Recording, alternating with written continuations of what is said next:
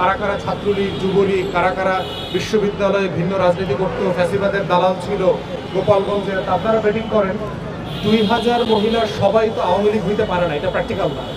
যদি সত্যি সত্যি হইতো তাহলে আজকে যারা এখানে আন্দোলন করছে 29 দিন থেকে ইতিমধ্যে এদের ছবি সহ চলে আসতো পত্রিকাতে যে অমুক হচ্ছে ছাত্রলীগ, যুবলীগ, আওয়ামী লীগের অমুক পরিবারের সদস্য, তা না হলে অমুক ক্যাম্পাসে তারা ছাত্রলীগের রাজনীতি করতো।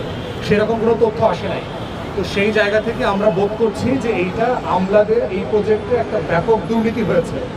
এই জন্য তারা এই প্রজেক্টটাকে বাতিল করে দিয়ে যেতে চায়, যেন চালু থাকলে অডিট করার মধ্য দিয়ে ওই আওয়ামী আমলারা যারা এই প্রজেক্টের দায়িত্বে ছিল তারা যে কোটি কোটি টাকা লুটপাট করেছে এবং ইতিমধ্যে 2.5 কোটি থেকে 9 কোটি টাকা পর্যন্ত লুটপাটের একটা তদন্ত দুদকে চলছে, এবং এই তদন্তটা যেন না আগায় তারা এই প্রকল্পটাকে এই জন্য বাতিল করে দিতে চাচ্ছে।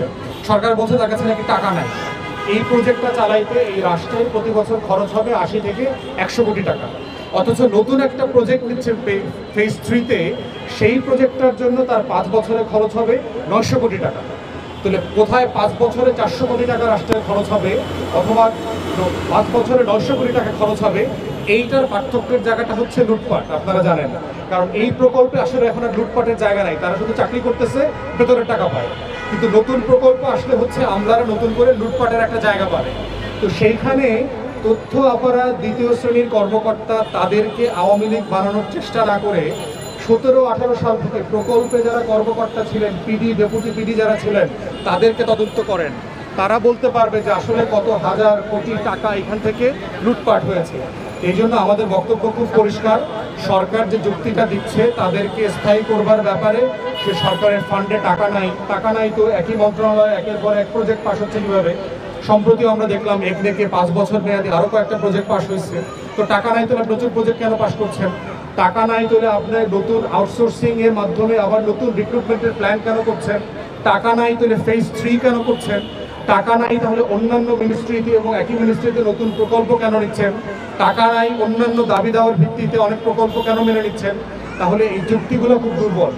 আমি মাননীয় উপদেষ্টাকে বারবার অনুরোধ করেছি যে আপনাকে আমলারা ভুল বুঝাচ্ছেন, কারণ আপনি নারীদেরকে নিয়ে কয়েক যুগ ধরে কাজ করছেন। আপনি এই নারী বান্ধব মানুষ হয়ে এই 2000 নারী কর্মীকে প্রান্তিক জনগোষ্ঠী থেকে আলাদা করবেন না। এখানে প্রয়োজনে ভেটিং করেন, গোপালগঞ্জ আওয়ামী লীগ আরও কী কী আছে সেগুলো খুঁজে বের করেন, কিন্তু এইটা করতে গিয়ে 2000 নারী কর্মীকে বেকার করে দেওয়ার কোনো যৌক্তিক জায়গা বাংলাদেশে থাকতে পারে না। বরং আপনি দুর্নীতি বন্ধ করেন, এই টাকা আপনি খুঁজে পাবেন।